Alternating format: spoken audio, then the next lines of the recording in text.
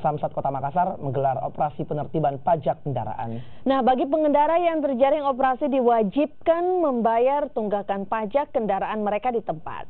Sejumlah pengendara terjaring operasi penertiban pajak kendaraan di Jalan Hertasning. Satu persatu pengendara motor dan mobil dihentikan oleh aparat kepolisian dari Polrestabes Makassar untuk dicek kelengkapan kendaraan, utamanya pengecekan pajak kendaraan. Para pengendara yang terjaring langsung diarahkan ke mobil keliling Samsat Goa dan diminta melakukan pelunasan tunggakan pembayaran pajak. Jika tidak segera dilunasi, para pengendara akan dikenakan sanksi tilang oleh Polres Goa. Jadi sebenarnya kalau penunggak, ya memang data ada. Tapi ini sebenarnya bukan untuk mencari penunggak, tapi kita memberikan edukasi masyarakat supaya harus taat pajak.